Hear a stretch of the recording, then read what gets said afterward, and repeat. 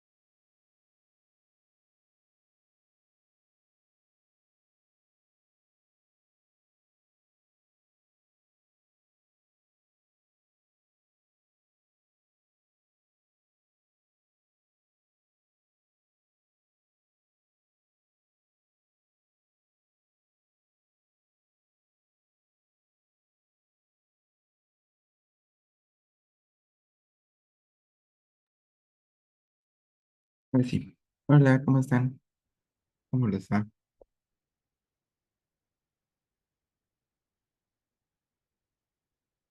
Hola, ¿todo bien? Saludos. Hola, Toque. Saludos, qué bueno. Hola, buen Hola, día. hola. Una disculpa por lo de la semana pasada. Hubo ahí un tema con Ay, vulnerabilidad no, del qué correo trauma, ¿no? institucional. Qué vaina. Sí, sí, afortunadamente fue únicamente dentro del correo institucional y no se extendió hacia otras cosas. Entonces, eso ayudó mucho, pero pues de todas maneras uno se saca de onda con esas cosas. Ay, bueno. Pero bueno. El día de hoy vamos a invertirle a el tercer script, esperando terminarlo. El día de hoy el tercer script y así ya poder seguir avanzando un poco más rápido. Digo, la mayoría de las funciones iniciales ya las conocen, entonces en esas no me voy a detener. Lo que es insisto, este es script 3. Lo que es el directorio de trabajo, librerías y leer datos es básicamente lo mismo que ya hemos visto hasta ese momento. El directorio de trabajos para mí es la carpeta en donde está. Las funciones son esencialmente las mismas. En este se cargan algunas adicionales, entonces seguramente cuando ustedes lo corran, no solamente les va a leer los paquetes, sino también les va a instalar uno que otro, pero realmente no son muchos. Y la base de datos con la que vamos a trabajar es esta, babe-limpia, CSV, ¿ok? Para que ustedes lo tomen en cuenta. Es dentro de las carpetas, dentro de la carpeta de trabajo, es una base de datos que ya está ahí, que se guardó en el script 1. O sea, esa se creó en el script 1, entonces ahí está. De todas maneras, si ustedes no la crearon por cualquier cosa, yo ya la dejé dentro de la carpeta de trabajo original. Pues nada más es cosa que la descarguen, la pongan y ya. ¿Ok? Entonces se ejecuta esta, está guardada como data. Ah, ok, dice que para mí no está incluida en el directorio de trabajo. Déjenme checar mi directorio de trabajo. Pues porque no recordé pegar. Ok, ahora sí debería de estar. Sí, ahí está, listo. No había corrido la primera línea. Entonces ahora sí, está guardado como data. Y ese data es 77 observaciones, 24 valores. Eso ya está limpio. 24 variables, perdón. Son ya una base limpia de la base original que habíamos trabajado. Estos ya son casos reales, ya son casos como tal. No tienen datos perdidos, ya todo está tal cual limpiecito. Si yo la abro, aquí está el número que siempre les va a crear. Si la base de datos no tiene un número de identificación a la izquierda, generalmente siempre se los va a crear o se los va a poner. Si no se los crea, no pasa nada, está bien. De hecho, era originalmente esa variable que les crea a la izquierda, que ahorita yo tengo como 1, y luego está 1, 2, 3, 4, 5, 6, esa no nos es útil, pero pues algunas versiones de R se las crea, otras no, otras la lee directamente. Mi base debería de comenzar con edad, sexo, fuma o no fuma, uso diario, uso a la semana y todas las variables de afecto hacia adelante, ¿ok? Incluyendo afecto negativo y afecto positivo al final. Es una base, está muy sencillita y ya no tiene ningún problema. Este script de lo que se trata es de poder sacar datos demográficos inicialmente, ¿no? Entonces, ¿cuál es el dato sociodemográfico descriptivo más básico que se utiliza? Casi siempre es la media aritmética. Y el dato por excelencia al cual le sacamos la media aritmética es siempre la edad. Entonces es con lo que vamos a comenzar. Línea de código con 28. La función para la media es min, ¿ok? M-E-A-N. Min es la función, esa es una función base, es decir, esa función ya viene en el paquete de R básico, no tienen que instalar ninguna función adicional, y lo único que hacemos es seleccionar el dato dentro de nuestra base de datos. Para eso utilizamos el código que nosotros ya conocemos, que es poner el nombre de la base de datos, en este caso es data o data, le pongo el signo de pesos y al ponerle el signo de pesos lo que hago es poder llamar a una variable dentro de la base de datos. En este caso, la variable que yo voy a llamar es la variable edad. ¿Ok? Esto que yo estoy coloreando, eso es una llamada a una variable específica dentro de mi base de datos. Si yo le pongo min y simplemente le pongo data, no me va a dar nada, o esperaría yo que no me diera nada, porque no sería interpretable. Vamos a hacerlo acá arriba, porque que literalmente lo que le estaría pidiendo sería que me diera la media de toda la base de datos. Entonces, eso no tiene ningún sentido y como tal, me marca un mensaje de error. ¿Ok? Entonces, sí, entiendo que no puedo hacer eso, pero lo que sí puedo hacer es pedirle un dato de media de una variable dentro de la base de datos que es la variable de edad. Si yo le pido ese dato, efectivamente me da la medida de la edad de esta base de datos, que es 21.97, 040, 03. ¿Ok? Me lo da muy grande. No hay problema, vamos, por esa situación. Únicamente es sí especificarles y dejarles claro que creo que esto ya está quizás un poco de más, pero es necesario hacerlo. Solamente le puedo pedir la media de datos que son continuos, de datos numéricos, lo que conocemos como datos en DLB aquí. ¿Ok? ¿Por qué datos en DLB? Porque pues, no puedo pedir la media de un dato continuo y este categórico. Podría dármela si está identificado como 1, 2, 3, 4, 5, 6, pero acuérdense que no va a tener ningún sentido ese dato al final. Si por alguna razón no quieren la media general, sino quieren una media recortada, es decir, la media únicamente del 75% de los, bueno, sí, del 50% de los datos, recortando los 75, 25% de un lado y 25% del otro, o recortarla al punto al que ustedes quieran. Por ejemplo, yo aquí lo estoy recortando al 95% de los datos, quitando 0.025 de un lado y 0.025 del otro, es con esta función adicional. Se pone la misma, min, y después se pone este identificador trim. Trim me sirve para poder plantear un recorte de la media al porcentaje que yo quiera. Obviamente ese recorte es bidireccional, que existe tanto del lado izquierdo de la distribución como del lado derecho de la distribución. Entonces, tomar en cuenta que si yo hago esto, me está identificando el 0.05 de un lado y del otro, es decir, al 5% de un lado y del otro. Entonces, como es el 5%, necesito que sea 0.025 para que esto me lo haga 0.025 de un lado, 0.025 del otro, y así ya tengo el 5%.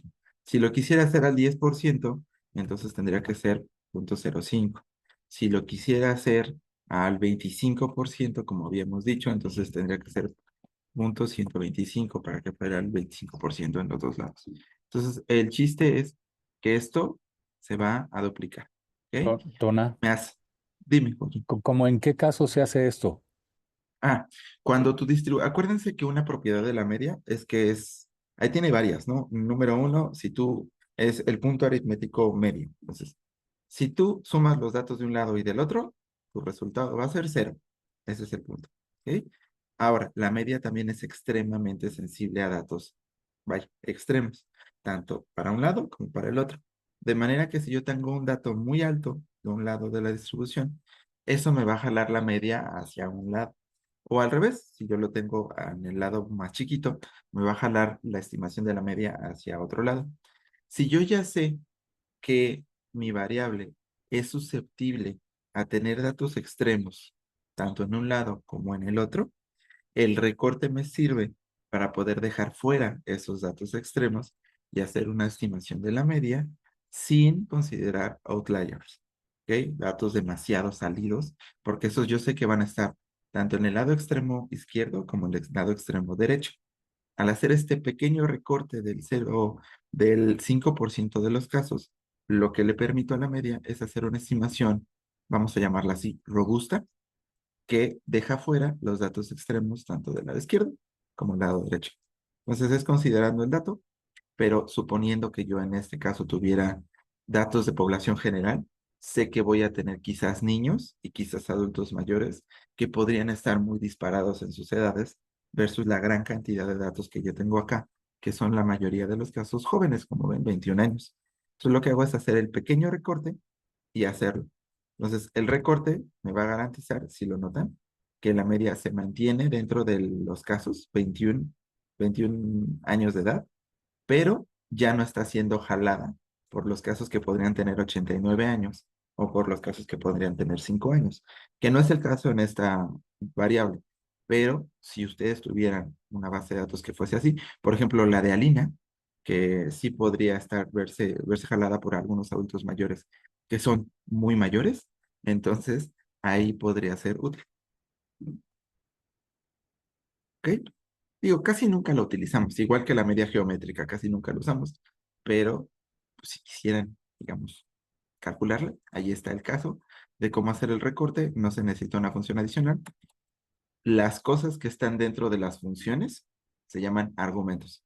Entonces, solamente es un argumento adicional a la función ¿Cómo sé que es un argumento? Pues está contenido dentro del paréntesis inicial. ¿Ok? Entonces aquí tengo mi primer argumento, que son los datos.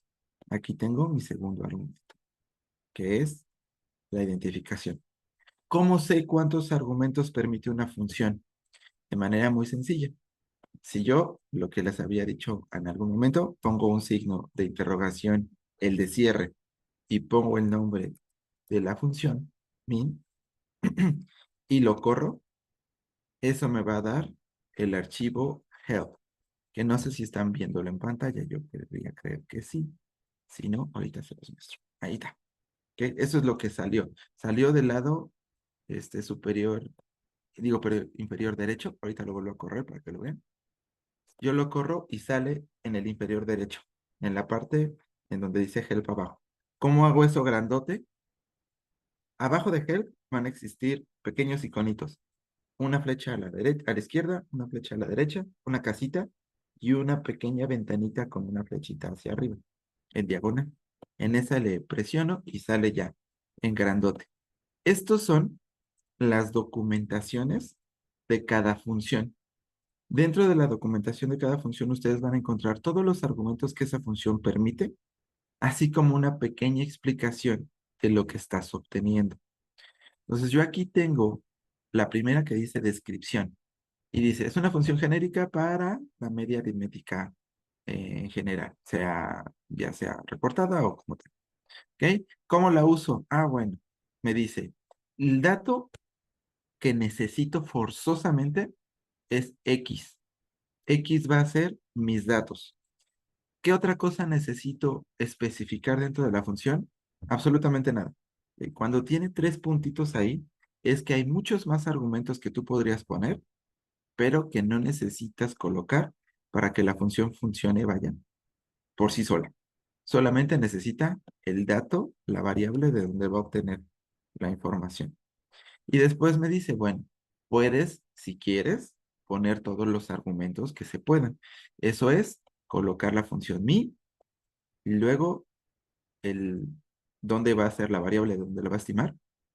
Luego trim, que es el recorte, que en general el estándar, el default, si no lo pones, el recorte es de 0, o sea, no hace un recorte. Y después la identificación de si toma en cuenta o no toma en cuenta datos perdidos para calcular la media.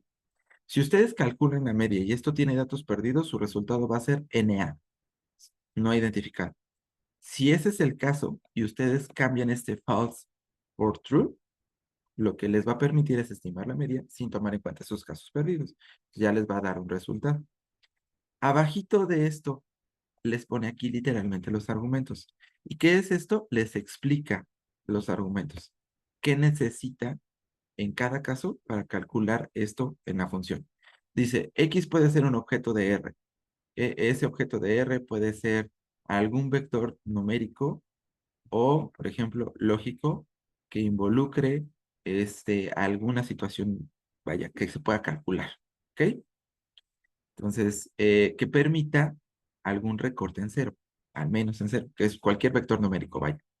Después, trim es una fracción que puede estar entre 0 y 0.05, digo 0.5, o sea, el 50%, para poder hacer un cómputo de la media. Básicamente es lo que vas a recortar de un lado y del otro. ¿Por qué 0.05? Porque no puedes recortar más del 50%. ¿Por qué? Porque acuérdense que esto lo va a duplicar. Entonces, si recortas 50%, pues va a duplicar y te va a recortar todo. No tiene ningún caso. ¿Va? Y el vector lógico en n.rm es para poder considerar valores perdidos.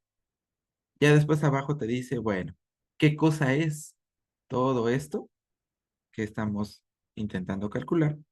La referencia de dónde ustedes pueden sacarlo.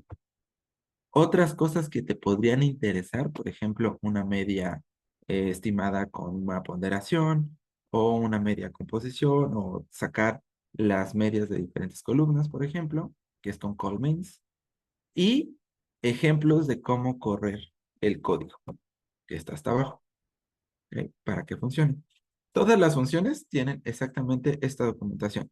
Obviamente la de la media es una de las más sencillas que ustedes pueden observar. porque pues no tiene muchos argumentos ni nada. Hay unas que son mucho, mucho, mucho más complejas, pero funcionan exactamente igual. Si yo pudiera poner aquí en lugar de min, no sé, algunas de las funciones de aquí arriba, read, entonces se ve, read-csv, y yo le pongo ejecutar, me da la documentación de read-csv. Y si lo notan, es muchísimo más compleja de lo que es la de la media. Es decir, que a read-csv yo le puedo incluir un resto de cosas. No solamente lo básico que hago que es llamar la base de datos, sino que puedo identificar de inicial, simplemente al leerlos, si tiene nombres o no tiene nombres la base, es decir, si las columnas tienen algún nombre, el tipo de columnas, las columnas que yo quisiera específicas, podría llamarlo. O sea, si yo quisiera llamar una base de datos y yo sé qué columnas quiero de esas bases de datos, las puedo llamar desde un inicio, colocándoles el nombre con el argumento call select. ¿Ok? Puedo identificar tipos de variables de datos perdidos. Puedo identificar, por ejemplo, algún tipo de identificación específica que esté dentro de las variables. Puedo saltarme un número específico de columnas. Puedo solicitar un número de casos específico. Puedo hacer muchas cosas. Dentro de readCSV puedo hacer muchas, muchas cosas. Lo que pasa es que generalmente todas esas cosas no las usamos, así que no son argumentos que sean necesarios. Pero si quisiera, están aquí explicados todos los argumentos y a qué refiere, qué es lo que podría pedir y cómo podría modificar el llamada SSB. Y hasta abajo, aquí están los ejemplos de cómo puedo manipular readCSV de diferentes formas. Entonces, las llamadas a ayuda, que esto se llama una llamada a ayuda, vaya, ayudan mucho porque nos ayudan a conocer justamente las funciones y poder saber qué tanto puedo hacer con esas funciones. ¿Ok? Que eso en realidad es lo que muchas veces queremos saber y lo que nos detiene. Sí, funciona para Dummy, debería funcionar también para Mutate. Vamos a ver con el ejemplo de Mutate. Mutate. Ahí está. La función mutate es una función dentro del paquete dplyr. Está aquí arriba. Lo estoy coloreando. Y aquí está todas las cosas que puedo hacer yo con mutate. ¿Ok? Que tiene varios argumentos, que es el data. Luego puedo utilizar el by para poder opcionalmente seleccionar algunas columnas o utilizar algunas columnas. Esto que les está planteando aquí, estas, son las cosas que están en estándar, ¿ok? Que se supone ya están en la función y van a correr de manera automática. Pero en algunos casos, como acá, les está diciendo que necesita esa información, que no va a correr así nada más con el data, sino que necesita identificar un grupo de variables con los cuales va a funcionar la variable. ¿Ok? Entonces, aquí digo la función. Entonces, aquí está todo lo que se puede hacer y cuáles son los valores que se requieren para poder utilizar la función mutate. ¿Y qué es lo que puede hacer?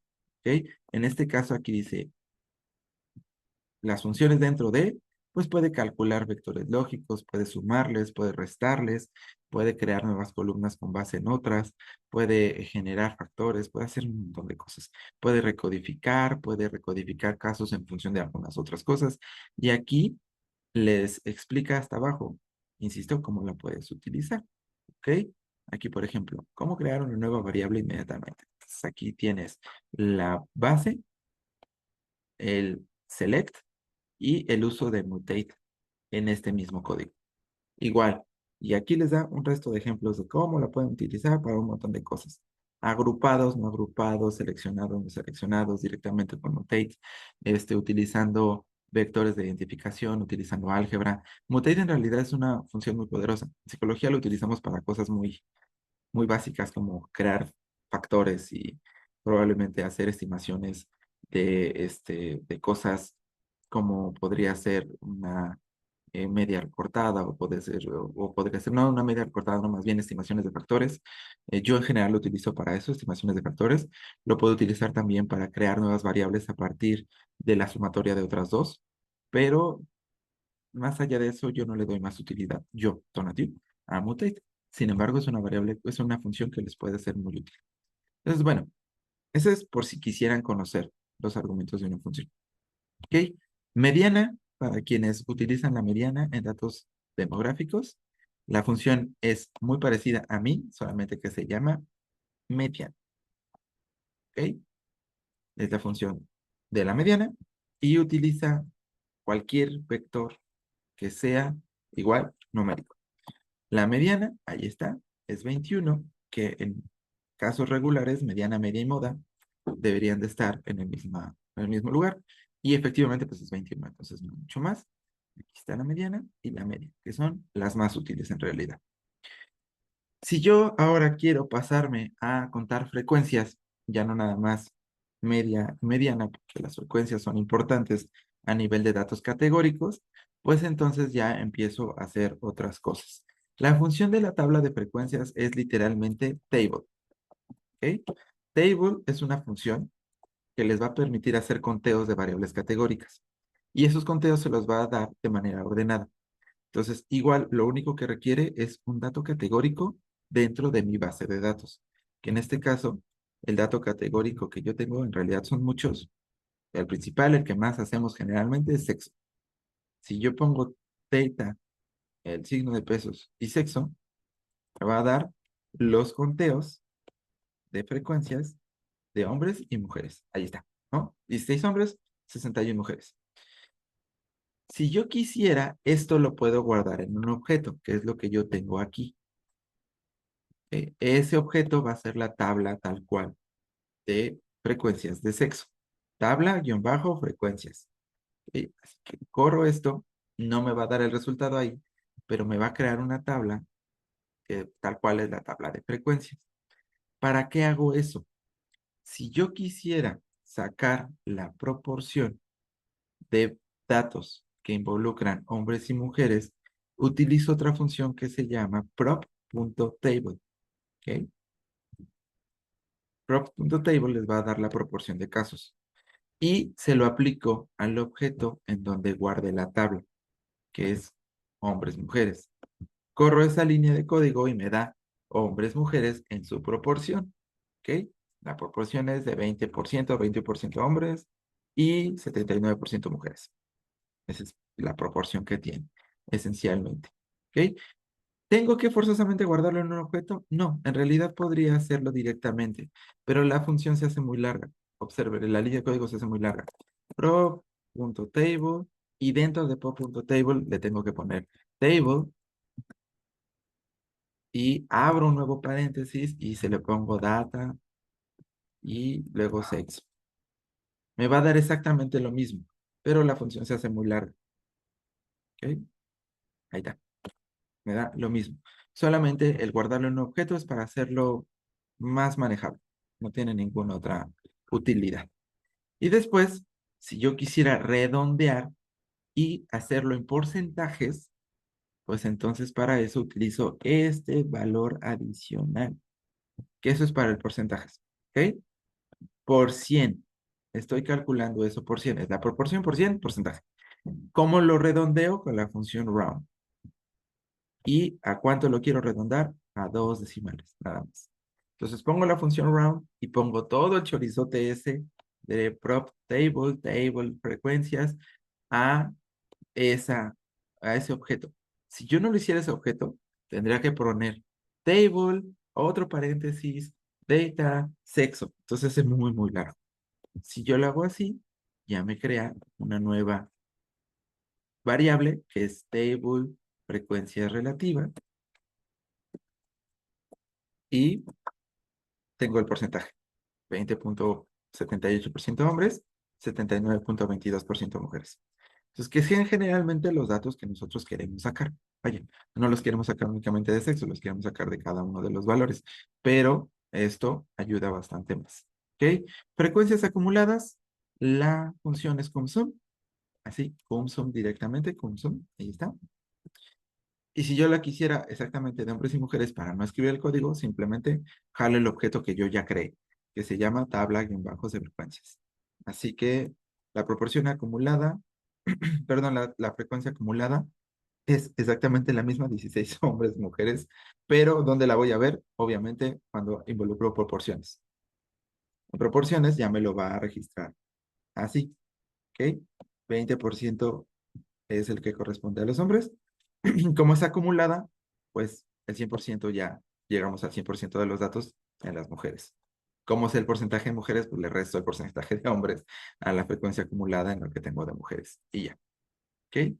Igual, si yo quisiera hacerlo redondeado, entonces nada más guardo este nuevo objeto, tabla, guión bajo, frecuencias, guión bajo acumulado, y ahí está, ¿ok? Tengo 20% de los datos llegando a hombres y al llegar a mujeres ya tengo el 100% de los datos. Esto no tiene mucho chiste cuando son dos variables categóricas, pero cuando ya tienen más cantidad de variables categóricas, pues ya tiene mucho más sentido. No sé si actualmente todavía se sigue utilizando las proporciones acumuladas. No sé si ustedes las utilizan. Yo la verdad, pues no, pero es algo que generalmente le enseñamos a nuestros alumnos de licenciatura. Así que pues ahí está, ¿ok? De hecho, en realidad no sé para qué se los enseñamos. Tiene sentido enseñárselos, pero pues como que no se utiliza ya mucho, pero bueno. En fin. Cuantiles. Los cuantiles es mucho más sencillo. La función es cuantil, así, literalmente cuantil, nada más que con Q al principio, porque es en inglés. Entonces, quantil lo que te permite es obtener los valores en los cuantiles que tú estés pidiendo. Lo único que necesita es la variable de dónde va a sacar los cuantiles, que en este caso es mi variable de afecto negativo, una de las variables de los factores que se sumaron al final, y adentro del argumento debe de estar props. Ese argumento es el que me va a decir dónde están los cortes, ¿ok? Para cuartiles, los cortes están en punto 25, punto 50 y punto 75. Yo obtengo 4 cortes, no tal cual, de información. Entonces, props utiliza el mismo funcionamiento en código. Lo único que tú tienes que hacer es establecer tus puntos de corte. Entonces, ¿qué no cambia nunca en props? Va a ser props igual C, abres paréntesis, y ya ahí es donde pones todos tus cortes. Para cuartiles, les dejé las estimaciones en el script. Para cuartiles, punto 25, punto 50 y punto 65. Y para deciles, punto 10, punto 20, punto 30, punto 90, ¿no? Entonces, todo eso, que son los que generalmente sacamos. Cuartiles para poder sacar puntos de corte, digamos, en los valores de una escala, o en los valores de un factor, y los deciles por si queremos hacer seccionalizaciones de una variable de interés. Generalmente los deciles no los utilizamos mucho en psicología social, pero los cuartiles suelen ser más frecuentes. Si yo calculo los cuartiles, aquí tengo yo los valores en donde voy a tener los cuartiles en la sumatoria de esta variable. Esto obviamente para mí no tiene ningún sentido simplemente así. Lo que necesito es el mínimo y el máximo. Entonces, eso, acuérdense, ya lo sabíamos con la función summary. Si yo quiero que tenga un sentido para mí, utilizo la función summary y afecto negativo.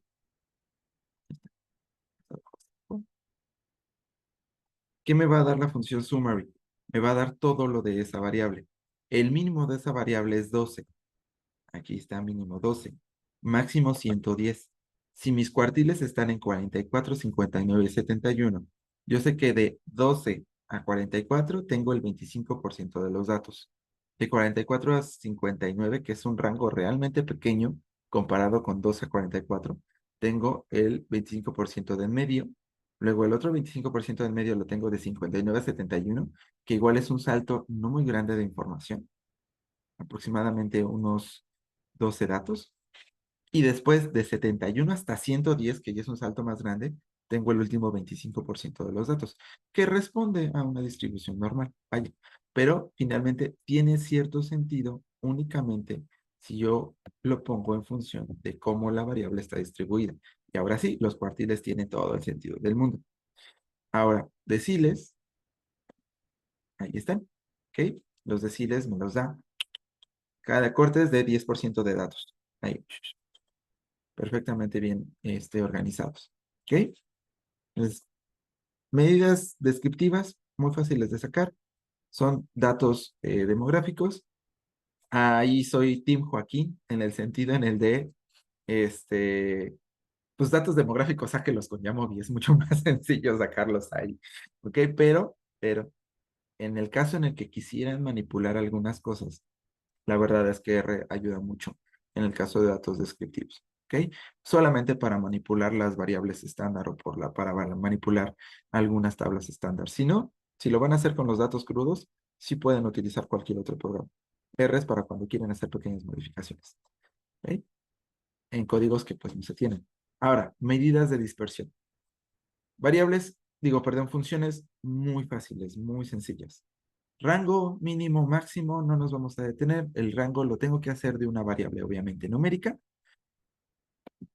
Rango 18 a 53, es decir, edad mínima, edad máxima. Si yo le pongo en mínima, 18. Si yo le pongo en máxima, 53. ¿Ok? Rango me da los valores mínimos y máximos.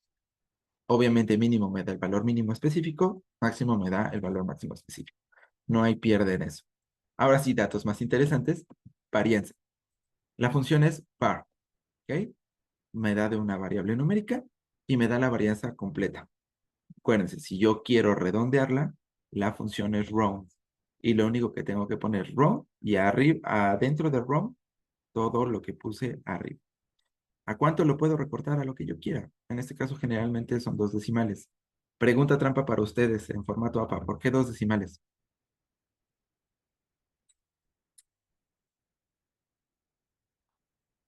Yo no sé.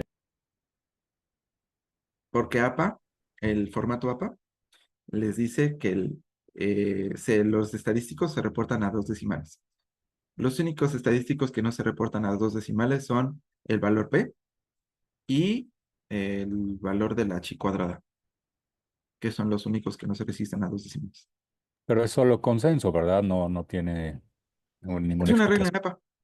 No, es arbitrario. En general es lo que dijeron la American Psychological Association. Dijeron, 2 decimales se ve chido. Sí, se ve chido. 2 decimales. Y ya, nada más. Generalmente porque, o sea, tiene un sentido. 3 decimales no te da mucho más información que 2. Al igual que haces las estimaciones. Cuando haces una estimación, por ejemplo, de un valor óptimo, ¿dónde detienes la estimación en cuanto a conforme vas avanzando, ya no haces una mejor estimación? Les voy a poner un ejemplo. Se tenía en psicometría la creencia por unos 2 autores que se llaman Nunnally y Bernstein, de que la cantidad de personas que tú requerías para hacer un análisis factorial eran 5 personas por cada ítem. Entonces, los que querían hacer un análisis factorial, pues decían, pues, ¿cómo estimo el tamaño de la muestra? Pues tomo la cantidad de ítems que tengo, lo multiplico por 5, por lo de Nunnally y Bernstein, y ya, tengo suficientes datos para poder hacer un análisis factorial. Después, unos autores que se llaman Costello y Osborne hicieron la pregunta obvia de, oye, ¿y estos güeyes tendrán razón? Y lo que hicieron fue hacer un estudio empírico en el que empezaron a estimar cómo salían las distribuciones del análisis factorial en función de la cantidad de personas que tenías por cada ítem.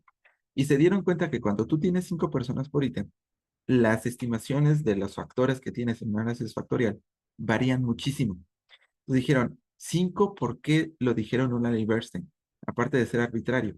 Ah, bueno, 5 lo dijeron porque es lo que te permite estimar un análisis factorial. Lo que no te garantiza que esté bien estimado, simplemente que se puede estimar. Y ya. Entonces, ¿qué fueron haciendo ellos? Estimaciones simuladas con cada vez más número de datos por ítem y empezaron a ver cuándo empezaban a ser consistentes las estimaciones de factores. Es decir, en qué momento empezaban ahora sí a salir repetitivos. Y se dieron cuenta que a partir de 10 ya empiezan a haber un 80% de estimaciones similares de factores. Es decir, la estimación empieza a ser robusta. Dijeron, un número óptimo el 80% de las veces te va a salir la misma estructura factorial, es con 10 personas por cada ítem. Y después dijeron, bueno, ¿en qué momento llegamos a punto 90? A 15 personas por ítem. En 15 personas por ítem ya tienes el 90% de las soluciones factoriales igualitas. ¿Ok? Y dijeron, bueno, entonces la regla es entre más mejor. Y vieron que en 20, el 91% de las veces tenías estructuras factoriales similares. Es decir, 15 y 20 es exactamente lo mismo. Tu estimación mejora un 1%. Y entre más aumentes, más mejoras, sí, pero mejoras cada vez más pequeñitas. ¿Por qué? Por varianza muestral simplemente. Las muestras varían naturalmente. Entonces se dieron cuenta que en una estimación de esfuerzo, beneficio, 15 personas por ítem era la mejor estimación de población, porque te permite la mayor cantidad de resultados similares, lo más robusto que se puede, sin desgastarte demasiado, porque 15 personas por ítem ya es un chingo de gente. Si ustedes tienen una escala de 30, calcúlenlo por 15 y se convierte en una estimación de 500. Se vuelve imposible. Entonces se vuelve muy difícil de tener esa información, pero te da una solución muy robusta. ¿Qué es lo que yo les digo? Entre 15 y 20 personas, entre 10 y 15 personas por ítem, les da estimaciones adecuadas. Menos de 10 ya no garantizas nada. Más de 15 es demasiado absurdo porque no vas a obtener un beneficio adecuado. Es así como se llega a eso. Entonces, Pero, uno, ajá, dime, Jorge. no, perdón, continúa. Y ahorita ¿Mande? continúa y ahorita te pregunto. Ah, se dieron cuenta que un decimal les daba poca información y si era muy variable lo que podía pasar. Con dos decimales tienes suficiente información para poder empezar a llegar a conclusiones, pero con tres decimales no cambia mucho lo que puedes decir de como lo que tienes con dos. Y así es como llegaron al acuerdo que fueran dos. No es completamente arbitrario, tiene que ver con una estimación de razón entre costo-beneficio. Lo que te quería preguntar, Tona, es cuál es tu posición en relación al cálculo del tamaño de la muestra, si hacerlo en base al número de ítems de tu cuestionario o usar una calculadora o el estándar, entre comillas, de ciencias sociales de 300 a 400 participantes. Ah, es que el estándar de ciencias sociales, ese sí está basado en una arbitrariedad. O sea, no es arbitrariedad, es una regla matemática, es un teorema, ¿no? El teorema del límite central, que te dice que la mayoría de las estimaciones después de 100 datos se comportan de manera regularmente normal, en función del error. Y de ahí, pues 300, 400 te da poder muestral, es decir, estimaciones de poder bastante adecuadas. Aquí la cuestión es que es muy arbitrario en el sentido en el que si tienes 400, cualquier correlación te va a salir significativa, porque pues 400 datos te da correlaciones significativas de la luna versus la carta astral de lo que quieras. Al final es una muestra muy grande. Entonces, las estimaciones se tienen que hacer en función de lo que estás evaluando como objetivo. En este caso, para psicometría, hablando específicamente de obtención de evidencias de estructura interna, que eso es básicamente lo que antes conocíamos como validez de constructo, que es estructura factorial, análisis factorial, la estimación sí se hace por el número de ítems que tienes. Y se tiene generalmente una base. Yo tengo la base del estudio de Costello y Ortman, que el de ellos se fue un estudio empírico. No fue un cálculo así como de, pues yo creo que tal. No, corrieron diferentes estudios de simulación, Monte Carlo y en diferentes versiones, y fue que llegaron a su número óptimo de al menos 10 personas, entre 10 y 15 personas. Tiene un sentido porque está calculado empíricamente y está comprobado y bla, bla, bla. ¿Ok? Cuando no estás en psicometría, tu estimación muestral tiene que estar en función de lo que quieres hacer. Si quieres obtener una regresión y quieres tener un poder de detectar, es decir, un alfa y un beta, en este caso un alfa, ya que ya sabemos el alfa, 0.05, pero la beta, el poder que quiero tener es de 0.80, entonces la estimación muestral se hace con eso en un estudio de regresión. Y hay muchos paquetes y muchos programas que les pueden detectar el tamaño muestral. Si yo quiero hacer regresión multivariada, pues entonces es otra estimación. Si yo quiero hacer diferencias muestrales de dos grupos que ustedes estudien, o no sé, cualquier otra, Wilcoxon o lo que quieran, pues hay una estimación muestral distinta. En teoría, su estimación muestral siempre debe de tener una base, no debe de ser arbitraria. O sea, debe de haber un tamaño estimado en función de algo, ya sea una variable, un estudio anterior o el promedio de los estudios que se hacen de esas variables, que generalmente están sus tamaños muestrales entre 300 y 400. Ahí sí, pero se cita, ¿no? Ejemplo, tal y tal y tal y tal estudio. Nunca lo pongan de manera arbitraria de, pues, Yo dije que 300 porque pues se me hace un buen número, o sea, no, intenten estimarlo a partir de algo o dar un indicador a partir de algún estudio o algún dato de estimación, o bien una calculadora, ¿no? D-Power, por ejemplo, para poder estimar tamaños muestrales. No sé si respondí la Gracias. pregunta. Sí, muchas gracias. Entonces, ¿qué es, ahora sí, examen en chiquito para que se quemen? ¿Qué es la varianza?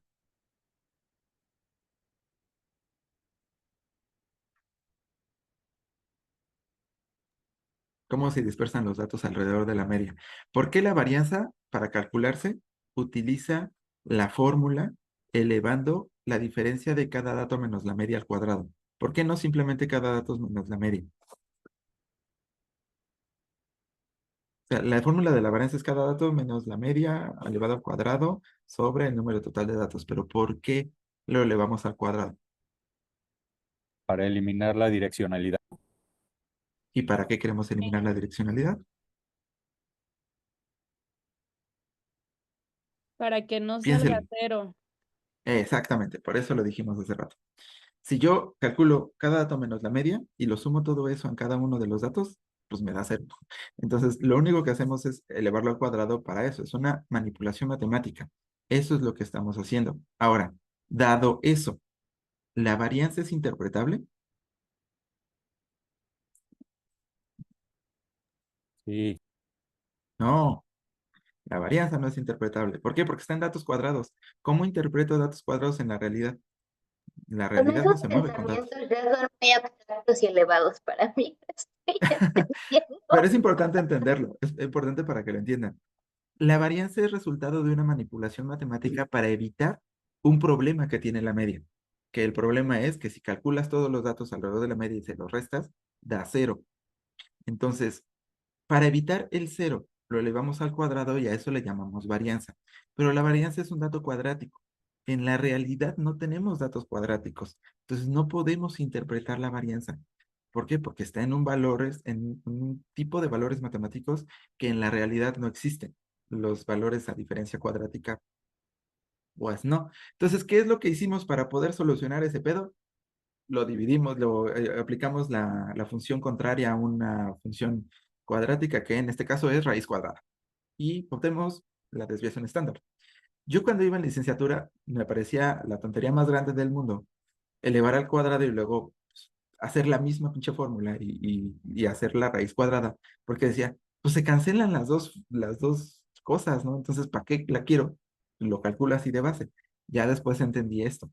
La desviación estándar, la única función que tiene es hacer interpretable el dato de la varianza, regresarlo a datos naturales, regresar la varianza que está elevado a cuadrado, que es un dato cuadrático, y regresarlo a un valor natural, hacer la cancelación de la cuadrática. Entonces, la desviación estándar, función en R, SD, lo que hace es cambiar a valores naturales, ya no cuadráticos, la desviación alrededor de la media. Y esa, la desviación estándar, sí la podemos interpretar. Entonces, es más o menos la media. Eso sí, ahora ya tiene un sentido real. Y la desviación de los datos alrededor de la media es de 5,42 para la edad. Es decir, más o menos 5 años. No podría yo decir, tenemos más o menos 29 años cuadráticos alrededor de la media porque no tiene ningún sentido. ¿Ok? Entonces, para eso es realmente la estimación de la varianza y la desviación estándar. ¿Por qué la mayoría de las estadísticas inferenciales trabajan con la varianza? Porque son manipulaciones matemáticas. No trabajan con desviación estándar, que trabajan con la varianza. La desviación es una manipulación para yo poder decir algo de la variación de los datos alrededor de la media, pero no lo requerimos a nivel matemático en realidad. Por eso no son, en la nova no se llama, ¿qué sería? Duova, porque se calcula con la desviación estándar, pues sería esa nova, porque funciona con la varianza en realidad. Igual, mismo caso, round es para poder calcular un dato redondeado a punto 2 y ya. Por cierto, como editor de bueno, como coeditor de una revista científica, que en este caso soy, porfa aprendan a formato APA. No saben la cantidad de manuscritos que recibo y que rechazo, no rechazo, pero sí no lo paso a pares automáticamente porque no está bien el formato. específicamente en estadísticos, porque todo el mundo, entre comillas, después de por práctica, sabe formato APA a nivel citas, de cuándo aplicar tal, cuándo no, cuándo poner cuántos autores, cuándo no, y las referencias, porque aparte eso nos ayuda a Sotero, Mendeley o en EndNote. Pero estadísticos, porfa. O sea, ¿cómo se ponen los estadísticos? Cuando pongan un valor P, no lo hagan así. ¿Por qué? Porque en APA va un espacio entre la P y el menos que, va un espacio entre el menor que y el punto 001. Ahora, nunca hagan esto. ¿Por qué? Porque ningún valor sale punto igual a 001. Si está un valor muy chiquito, 00, no sé, 2, 21, 21 así, mejora, recórtenlo, le ponen menor que, le ponen punto 001. ¿Ok? O sea, perdón formato APA para estadísticos, porque es lo que más le corrijo a los autores que mandan artículos a la revista. Un ¿No? comentario sobre ese tenor. em, ahí no hay 0.001 ni 0.05. Es nada más .001, .05, ¿verdad? Es Y que la regla luego, es esta. Se supone que a nivel estadístico, cualquier resultado por debajo de 0.05, o sea, menor que 0.05, pues es significativo. Lo que tú estás reportando en un manuscrito es que tu resultado fue significativo. En teoría, si fue significativo, todo está por debajo de 0.05. Así que si tú pones P menor a 0.05, ya estás cubriendo todos los resultados que pueden llegar a ser significativos.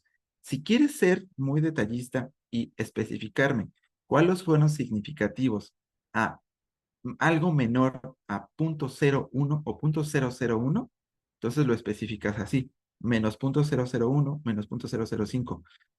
Pero, ¿cuándo realmente vale la pena poner P igual al valor específico de la significancia? Cuando hablamos de análisis que ya están en un nivel distinto. Estadística multivariada, una regresión múltiple con 6 predictores, ahí sí dime el valor específico de la significancia. Me mandas un modelo de ecuaciones estructurales y quieres mostrarme la significancia específica de la chi cuadrada, órale, ok, te la cuento. Pero si me vas a hacer un estudio de correlación, una T de estudio en una nova, y me quieres dar el resultado específico de la significancia, a mí me está comunicando como editor que quizás no estás entendiendo muy bien qué significa el valor P. ¿Por qué? Porque el valor P lo único que me está diciendo es qué tan extremo es el resultado que obtuviste de la nova. Nada más, o sea, no me está diciendo qué tan fuerte es tu resultado. Me está diciendo qué tan extremo, qué tan poco probable es la estimación de tu ANOVA. Y me da igual si es extremadamente extremo, vaya, raro tu ANOVA, o si es apenas raro tu ANOVA. Lo que me interesa ver es que esté por debajo de 0.05 y una estimación de poder. Ahí sí, te voy a decir, no me pongas el valor de la significancia, ponlo como menos 0.01. Mejor, repórtame un estadístico de poder, un omega, por ejemplo, para nova, o un delta, por ejemplo, o un valor D para la T. Ahí sí me va a decir qué tan poderoso es tu resultado, qué tanta diferencia realmente existe. Entonces, la forma en cómo manipulas los estadísticos, cómo los reportas, lo que le está diciendo al editor, si es que sabe de estadística, o a tu revisor, cuando saben de estadística, que seguramente sí, es qué tan bien entiendes los datos que estás poniendo ahí.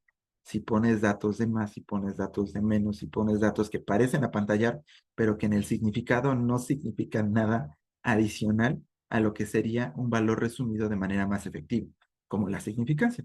La significancia siempre va a ser más efectivo resumirla como menor que un valor, porque esa es la lógica que utilizamos en estadística inferencial, menor que un valor.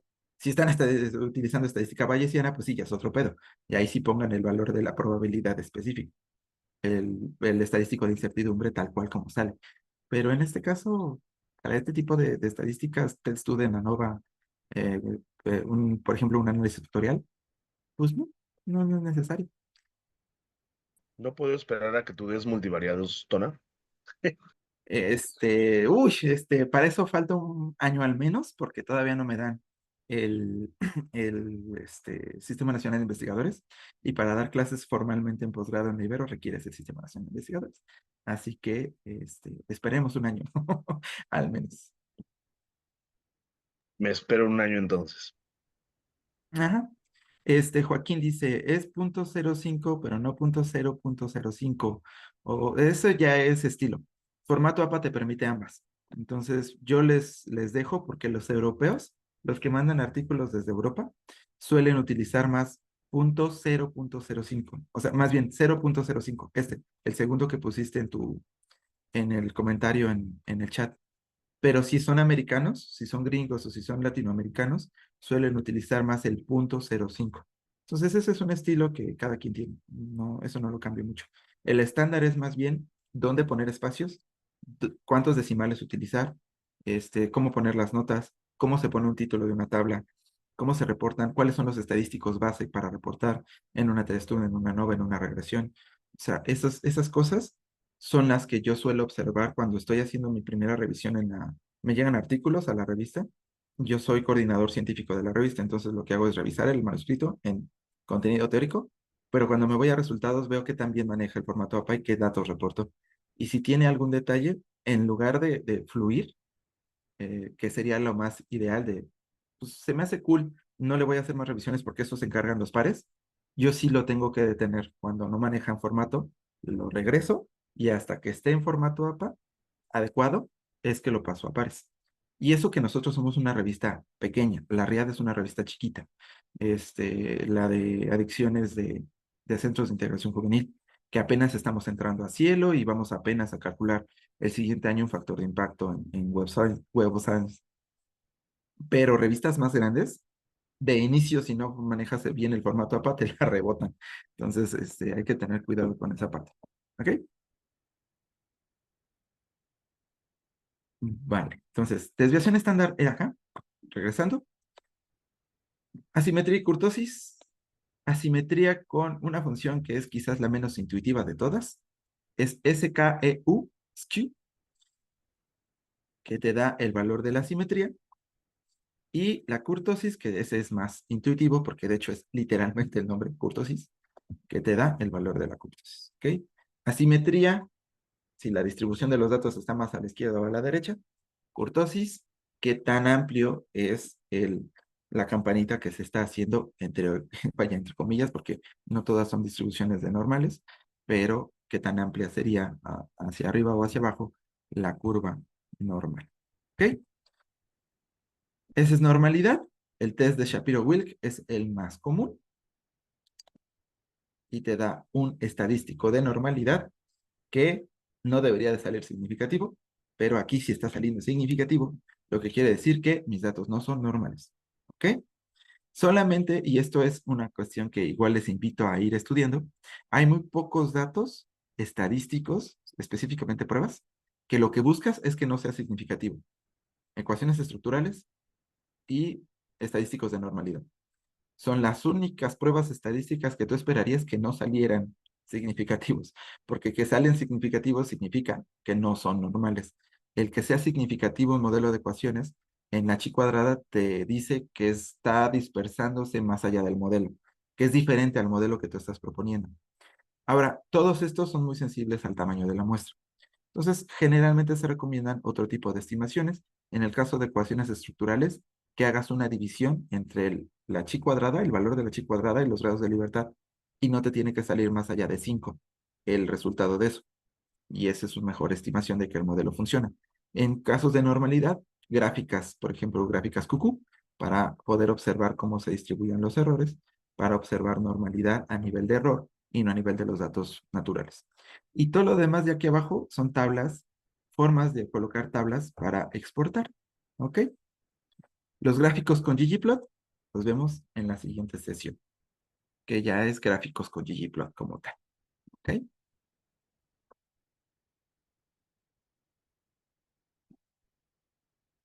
La regla Levin es constitutiva, pues sí, la gran mayoría de los estadísticos de normalidad, te digo, o los que son de ecuaciones estructurales son contraintuitivos porque lo que buscas es que no sean significativos. Entonces, a diferencia de todas las demás estadísticas que buscas que sean significativos, es igual, volvemos a lo mismo, es entender de qué se trata la significancia y qué estás probando. Acá estás probando que no difiera del modelo. El modelo es que sea normal. Si difiere del modelo, si es diferente del modelo, pues entonces no está siendo normal. La significancia te indica que está siendo diferente del modelo. En ecuaciones estructurales es lo mismo. Tú propones un modelo teórico y la estimación que quieres es que el modelo teórico y los datos sean iguales. Si te sale significativo, están siendo diferentes. Entonces, eso no es lo que quieres. En la mayoría de las otras pruebas, lo que quieres encontrar son diferencias o variaciones a una estimación de modelos que no explican nada. Lo que buscas son diferencias. Entonces, entender más o menos cuál es la idea de cada estadístico, de cada prueba que están haciendo, y no ir a ciegas nada más con la significancia de la significancia. Lo importante es que sea positivo, o sea, que sea significativo. No siempre. En algunos casos van a buscar que no lo sea. Y entenderlo es entender con qué objetivo estás haciendo tu estadístico como tal. ¿Ok? Entonces, gráficas lo vemos la siguiente sesión porque gráficas es un mundo completamente diferente y es quizás algunas de las cosas en R que a mí más me costaron trabajo porque el código es muy distinto. Entonces, vamos a ver gráficas la siguiente sesión, ¿ok? Que no es el jueves, es el siguiente miércoles, para que no se preocupen. Este jueves son asesorías. Muchísimas gracias, Tona. Gracias a ustedes. Bonito Cuídense día, nos mucho. vemos mañana. Nos vemos. Bye. Adiós, gracias.